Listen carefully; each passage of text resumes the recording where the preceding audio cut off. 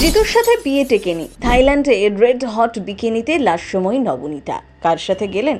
তবে কি নবনীতার জীবনে নতুন প্রেম? সিরিয়ালে আর তেমন দেখা যায় না।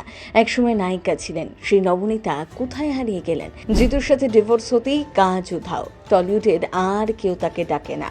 আসল সত্যিটা জানুন এই ভিডিওতে।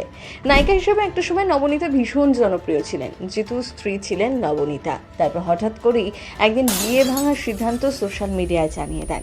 আবেগের বশে বহু পোস্ট করেছেন সোশ্যাল মিডিয়ায় নবনীতা, কিন্তু জিতুর তরফ থেকে তেমন কোনো উত্তর মেলেনি কখনোই।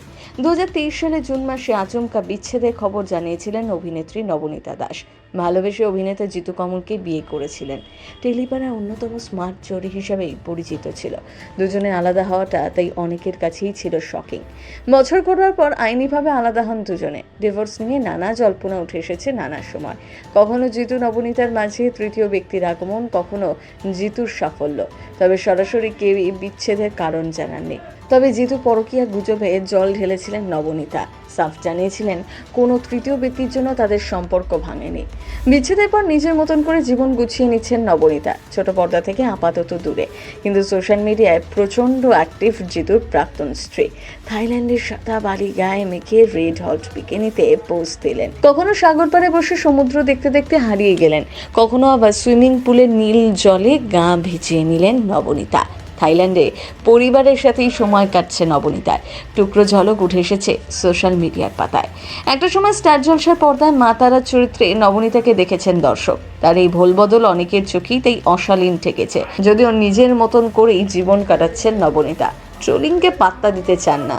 প্রাক্তন সম্পর্ক বা প্রাক্তন স্বামী নিয়ে তিনি ভাবতে একদমই চান না এখন। হালে জিতু দিতিপ্রিয়া ধুমধুমার কাণ্ড নিয়ে নবনীতা মুখ খুলেছিলেন। স্পষ্ট জানিয়েছিলেন জিতু পেশাদার অভিনেতা। নবনীতা বলেছিলেন, ওকে নিপাট ভালো মানুষ বলেই চিনি। আমাদের সম্পর্ক থাকাকালীনও এমন কিছু করেনি জিতু যার জন্য ওর চরিত্র নিয়ে প্রশ্ন তোলা যায়। এরকম অভিযোগ শুনে অবাকই হচ্ছি। আসলে জিতু বরাবরই কম কথা বলেন, নিজের মতন থাকেন অধিকাংশ সময়। ওর ব্যক্তিত্ব সেরকম নয়, তবে জিতুর রসবোধ সূক্ষ্ম, বেশি কথা বলে বোঝাবার প্রয়োজন হয় না। একসঙ্গে অভিনয় করতে গিয়ে আলাপ দুজনের, সেখান থেকে প্রেম, বিয়ে। কিন্তু ভাগ্যে যা লেখা আছে তাই তো হবে। শেষ পর্যন্ত বিয়ে টেকেনি জিতু নবনীতার, কিন্তু এই জুটিকে এখনো মিস করেন দর্শকরা। অনেকে বলেন জিতু নবনীতার মিল হয়ে যাক আবার, এই জুটিকে একসাথেই ভালো লাগে। এই প্রেমের সম্পর্ক যেন আবার মিলন হয়। দুজনের পথ হয়ে গিয়েছে আলাদা, কিন্তু মনের টান কি কোথাও একই রয়ে গিয়েছে? এখনো জিতু নবনীতার কথা ভাবেন? তা তো ভাগ্যই জানে। আপনার কেমন লাগে এই জুটিকে? কমেন্ট করে লিখে জানাতে ভুলবেন না। প্রথম বাংলা ব্যুরো।